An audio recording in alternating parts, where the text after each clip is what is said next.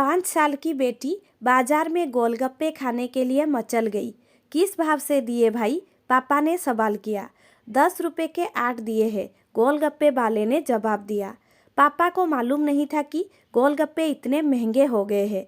जब वे खाया करते थे तब तो 1 रुपए के 10 मिला करते थे। पापा ने जेब में हाथ डाला, 15 रुपए बचे थे। बाकी रुपए घर की ज़रूरत का सामान लेने में खर्च हो गए थे।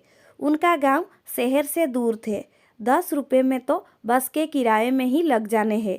नहीं भाई, 5 रुपए में 10 दे दो तो ठीक है, वरना नहीं लेने। यह सुनकर बेटी ने मुंह फुला लिया। अरे अब चलो भी, नहीं लेने इतने महंगे। पापा के माथे पर लकीरें उभर आई।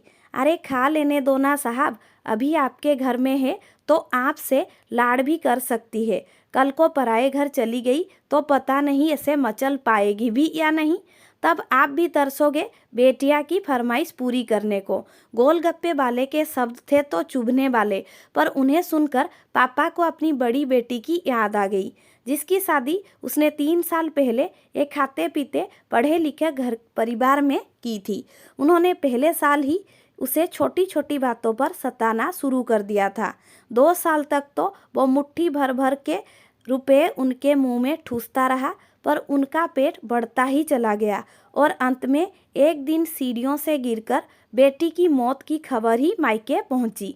आज वो छटपटाता है कि उसकी वो बेटी फिर से उसके पास लौट आए और वो चुन चुन कर उसकी सारी अधूरी इच्छाएं पूरी कर दे, पर वो अच्छी तरह से जानता है कि अब यह असंभव है। दे दूं क्या बाबूजी? गोलगप्पे वाले की आवाज़ से पापा की टंडरा टूटी।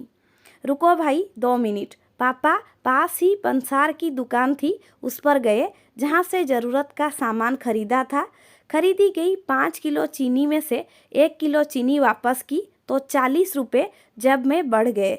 फिर ठेले पर आकर पापा ने डबडबाती आंखें पोंछते हुए कहा, अब खिला भी दो भाई। हाँ, तीखा जरा कम डालना, मेरी बेटियाँ बहुत नाजुक है।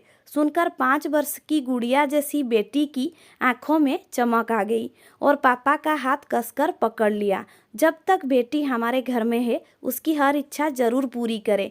क्या पता आगे कोई इच्छा पूरी हो पाए या ना हो पाए। ये बेटियां भी कितनी अजीब होती है। जब ससुराल में होते हैं तब मायके जाने को तरसती है।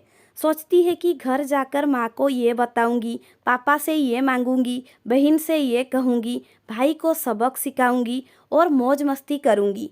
लेकिन जब सच में मायके जाती है तो एकदम शांत हो जाती है, किसी से कुछ भी नहीं बोलती, बस माँ बाप भाई बहन से गले मिलती है, बहुत बहुत खुश होती है, भूल जाती है कुछ पलों के लिए पति ससुराल। क्योंकि एक अनोखा प्यार होता है मायके में, एक अजीब कोशिश होती है मायके में।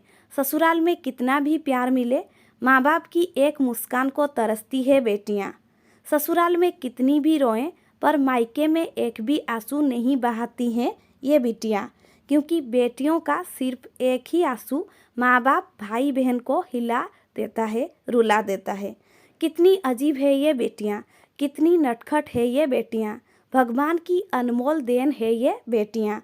हो सके तो बेटियों को बहुत प्यार दे, उन्हें कभी भी ना रुलाए, क्योंकि ये अनमोल बेटी 2 परिवार को जोड़ती है, 2 रिश्ते को साथ लाती है अपने प्यार और मुस्कान से। हम चाहते हैं कि सभी बेटियां खुश रहे हमेशा, भले ही वो मायके में हो या ससुराल में। खुशकिस्मत है वो जो बेटी के बाप है, उन्हें भरपूर प्यार दे, दुलार करे और यही व्यवहार अपनी पत्नी के साथ भी करे, क्योंकि वो भी किसी की बेटी है और अपने पिता को छोड़कर आपके साथ पूरी जिंदगी बिताने आई है। उसके पिता की सारी उम्मीदें सिर्फ और सिर्फ आपसे है।